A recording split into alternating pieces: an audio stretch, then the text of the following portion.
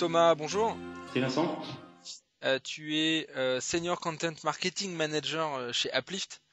On a déjà fait une interview ensemble il y a à peu près 1 an et demi, donc je trouvais intéressant de voir comment ça avait changé chez vous. Il y a eu pas mal d'annonces. Est-ce que tu peux nous rappeler ce que vous faites, qui est Uplift? Oui, bien sûr. Donc, Uplift, nous, on est spécialisé sur les jeux mobiles. On est une plateforme de marketing pour jeux mobiles. Donc, ce qu'on fait, c'est que d'un côté, on a nos annonceurs qui sont des éditeurs de jeux mobiles ou des éditeurs de jeux en général qui ont des portefeuilles mobiles qu'on aide générer des utilisateurs pour leurs jeux gratuits. Et de l'autre côté, on a ce qu'on appelle les media partners, ce sont des publishers, hein, qui sont des et qu'on aide à monétiser leur trafic grâce justement à nos offres provenant des annonceurs éditeurs. D'accord. Et vous faites partie du groupe HitFox. Donc, quand on dit on fait partie, c'est qu'à la base, on a été incubé par HitFox, un incubateur de start-up. Et puis bon, maintenant, on sait quand même, on a quand même un round de funding. On a une levée de fonds il y a un peu plus d'un an, en juin 2013, de 15 millions de 15 millions d'euros. Donc, on est toujours à la base, on fait toujours partie du Fox, mais on est quand même indépendant d'un point de vue complètement indépendant d'un point de vue opérationnel maintenant. D'accord. Donc du coup, vous êtes vraiment spécialisé sur les apps développeurs de jeux. La dernière fois qu'on s'est parlé, c'était il y a plus d'1 an. Comment ça a évolué sur le marché? Quelle est ta perception? Donc vous êtes basé à Berlin, mais vous avez évidemment une activité monde. Est-ce que tu peux nous donner un peu d'infos sur ce marché? Oui, bien sûr. Donc, on est basé à Berlin, effectivement. On a aussi un bureau à San Francisco et un bureau à Séoul qui nous permettent de couvrir l'Amérique du Nord et l'Asie. Donc, voilà, grâce à ces trois bureaux, on a une couverture mondiale. En termes d'évolution, nous, sur quoi on a misé énormément, c'est la qualité des joueurs, des utilisateurs. Et c'est pour ça on a depuis le départ investi dans la technologie d'optimisation de la CLV, hein, LTV, la valeur lifetime value des utilisateurs, qui nous permet en fait d'optimiser les campagnes, de réallouer les budgets en fonction de la qualité du trafic des différentes sources. Donc c'est ce qu'on voit au début. Au début, ce qu'on voyait, c'est que on avait quand même beaucoup de mal à avoir de la part des éditeurs les informations sur la qualité du trafic.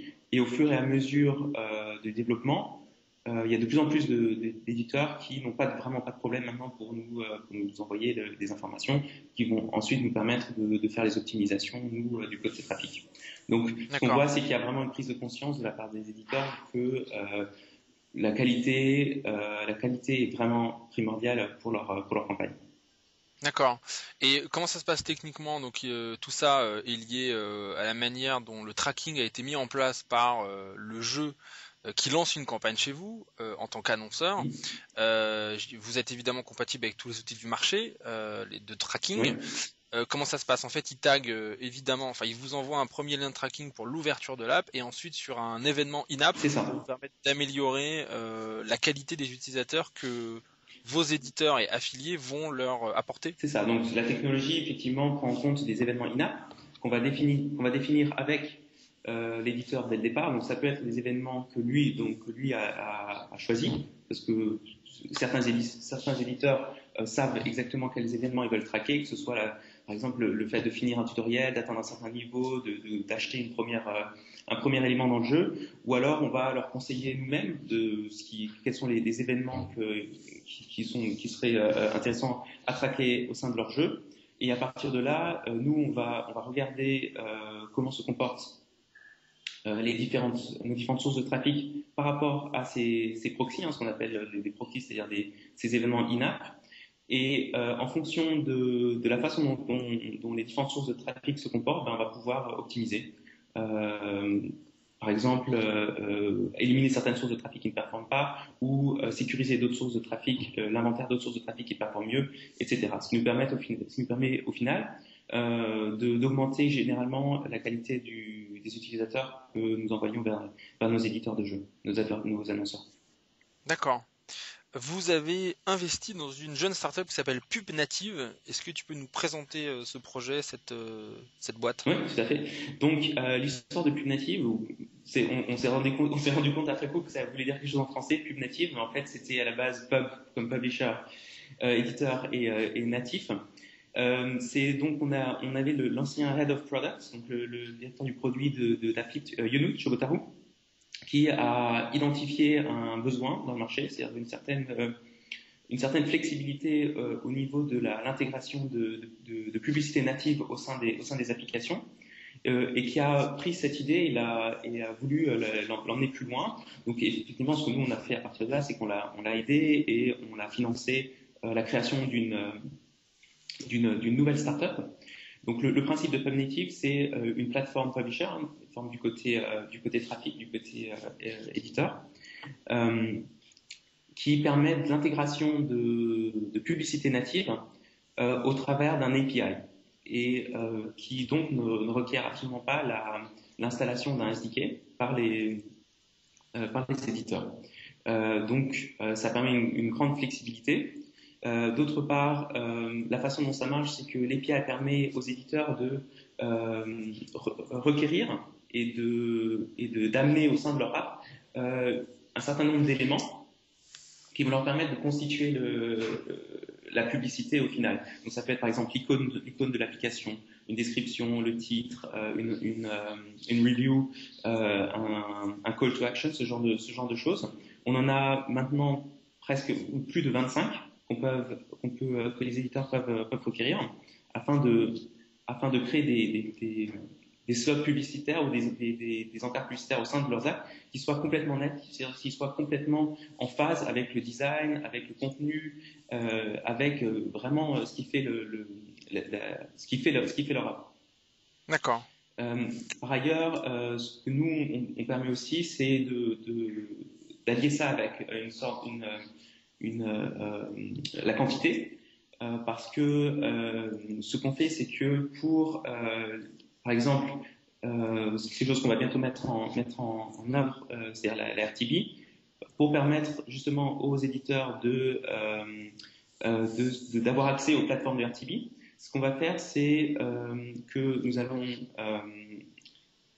mettre en place un standard qui va être en phase avec les standards de l'IAB et qui va permettre aux éditeurs d'aller chercher des éléments qui sont déjà standardisés par l'IAB. Donc, on sait par exemple qu'il y a un certain format de code qui est standard dans l'industrie. Il y a une certaine longueur de description, etc.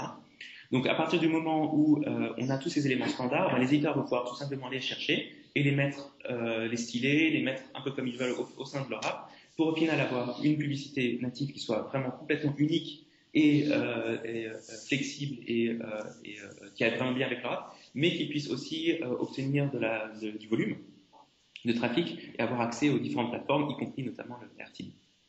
D'accord. Et parmi du coup vos différents outils et formats, vos publishers affiliés, ils peuvent monétiser leur activité sociale, notamment des tweets. Oui, voilà, avant je parlais juste de Cognitive, donc là on sera sur la plateforme Uplift. Effectivement, nous on permet la monétisation de n'importe quel type de trafic grâce à Uplift, notamment social. Donc on peut très bien penser à une application des influenceurs Twitter ou des applications qui utilisent les réseaux sociaux et le scope des réseaux sociaux au sein de leur application pour monétiser leur trafic. Oui.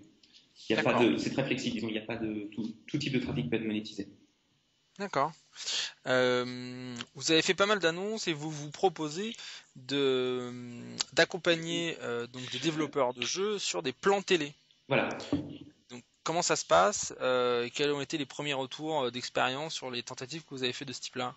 Ça se passe bien. La télé, c'est vraiment ça, c'est pour Uplift de nouveau. Donc on parle des annonceurs gaming, c'est une source de trafic qui est assez négligée parce que la télé, ça reste encore le médium de digital le plus courant ou le plus gros, qui n'a pas encore été vraiment cannibalisé par le digital. Je voulais dire donc le médium visuel qui n'a pas encore été cannibalisé par le digital, donc ça reste quelque chose de très de très important. Et il y a pas mal d'effets bénéfiques à faire des campagnes télé, notamment l'effet du branding, l'effet marque, qui lui est très important. Donc on va avoir déjà, d'une part, en l'alliant une campagne télé à une campagne d'acquisition normale, on va avoir donc les downloads de l'acquisition, les downloads de la campagne, les downloads de la campagne télé en direct, ensuite les downloads organiques qui vont provenir de cette campagne. Et ensuite, grâce à l'effet branding, tout simplement, lorsque l'utilisateur qui a vu la pub à un moment donné va revoir une bannière plus tard, par exemple sur son téléphone, et va avoir l'effet branding et ça va l'inciter plus favorablement à cliquer sur la publicité après coup. Donc on a ce double effet-là qui est très bénéfique pour les annonceurs. Et donc, quel est le rôle d'Uplift par rapport au développeur? C'est-à-dire que vous allez fabriquer son spot télé et faire l'achat média pour lui? Oui, on prend tout ça en compte. C'est ça. D'accord. Ouais. Et sur la partie tracking, donc il y a un effet branding, oui, sur les leviers habituels, mais vous mettez en place un tracker particulier, je sais pas, un mot-clé dans le spot télé qui permet Il y de a, traquer.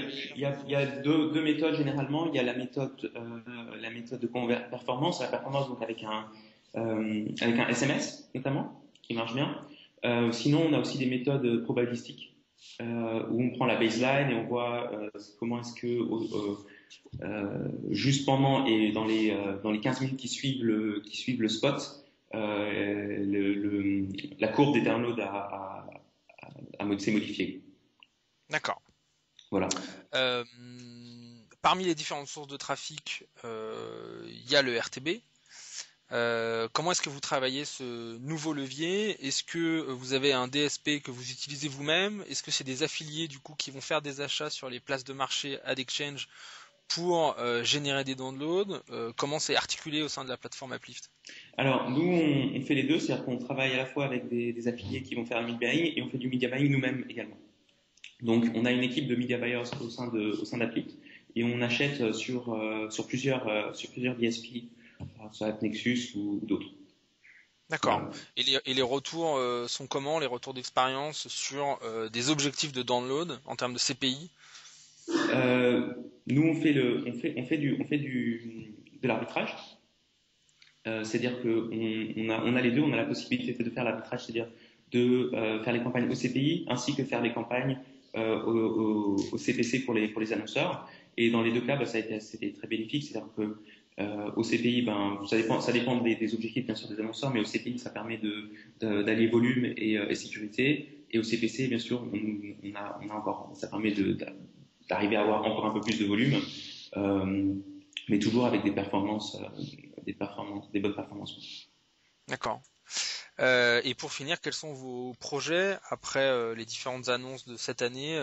Vous travaillez sur quoi en ce moment? Pour l'instant, nous, on va surtout soutenir notre offre pour les annonceurs. Donc, on allie donc notre offre à la fois de plateforme marketing, de services et d'achat média, en ayant une offre, je dirais, un peu globale qui nous permette d'offrir un service 360 pour nos annonceurs. Et puis pour PubNative, ça va bien entendu de défendre la vision de la publicité native qu'on a actuellement sur mobile et de pousser ça. D'accord, super. Merci beaucoup pour cette update Thomas et on reprendra le pouls du marché du gaming très bientôt avec toi, je l'espère. Ça marche, merci à toi.